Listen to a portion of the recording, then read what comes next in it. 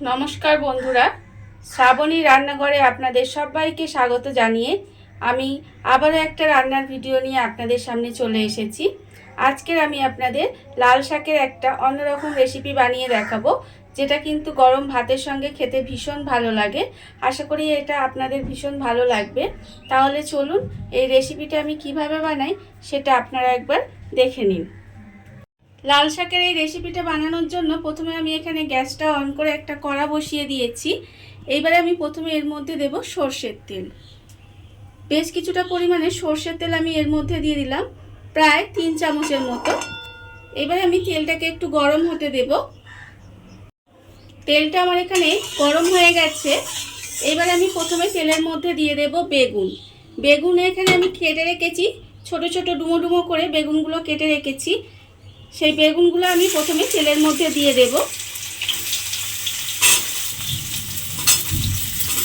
বেগুনগুলো আমি এখানে তেলের মধ্যে দিয়ে দিয়েছি। এবারে আমি এর মধ্যে দেব অল্প একটু নুন। নুন দিয়ে প্রথমে আমি বেগুনগুলো একটু লাল করে ভেজে নেব। বেগুনটা আমার এখানে লাল করে ভাজা হয়ে গেছে। এইবারে বেগুনটাকে আমি তুলে আলাদা করে রেখে দেব।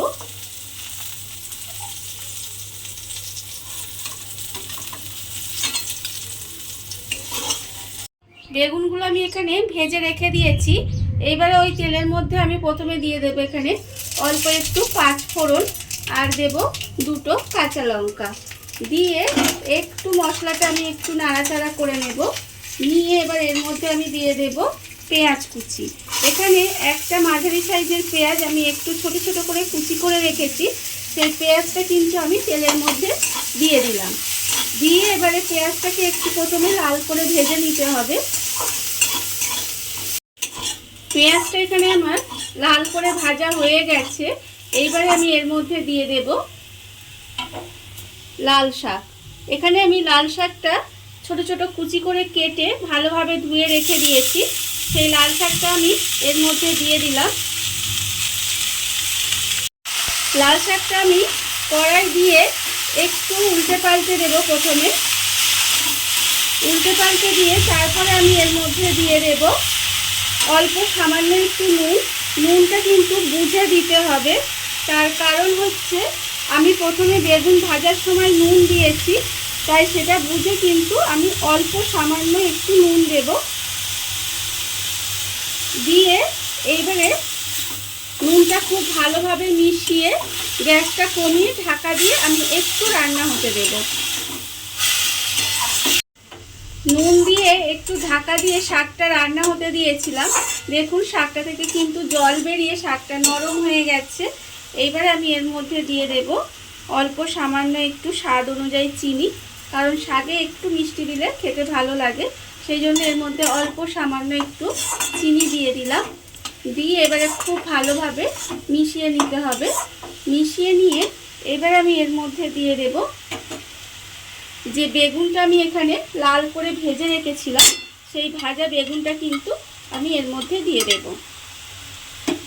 ভাজা বেগুনটা দিয়ে এবারে খুব ভালোভাবে মিশিয়ে নিতে হবে।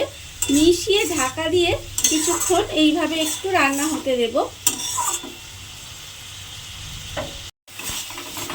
ঢাকা দিয়ে আমি আবারও কিছুক্ষণ এইভাবে রান্না করে নিয়েছি। রান্না করে নেওয়ার পরে দেখুন ভাজা ভাজা মতো হয়ে গেছে, জলটা শুকিয়েও গেছে। এইবারে আমি এর মধ্যে দিয়ে দেব পোস্ত।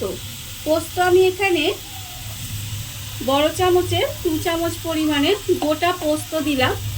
দিয়ে এবারে এটাকে ভালোভাবে একটু নেড়ে চেড়ে ভাজা ভাজা মতো করে নিতে হবে। করে নিলেই কিন্তু আমার রেসিপিটা তৈরি হয়ে যাবে। দেখুন এইভাবে একটু শুকনো করে আমি একটু সময় নিয়ে এটাকে একটু ভাজা ভাজা মতো করে নেব। পোস্তটা দিয়ে আমি প্রায় 2 থেকে 3 মিনিট মতো এইভাবে একটু নাড়াচাড়া করে ভাজা ভাজা মতো করে নিয়েছি। করে নেওয়ার ফলে কিন্তু রান্নাটা আমার রেডি হয়ে গেছে। এইবার আমি গ্যাসটা অফ করে দেব। দেখুন বন্ধুরা, বাড়িতে থাকা কত অল্প উপকরণ দিয়ে কত সুন্দর একটা লাল শাকের রেসিপি তৈরি হয়ে গেছে।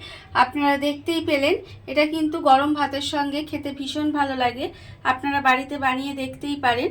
আজকের এই রান্নাটা আপনাদের কেমন লাগলো সেটা কিন্তু জানাতে একেবারে ভুলবেন না। আজকের মতো এইটুকুই। আপনারা সবাই ভালো থাকবেন, সুস্থ থাকবেন। আবারও হাজির হব নতুন কোনো রান্না নিয়ে।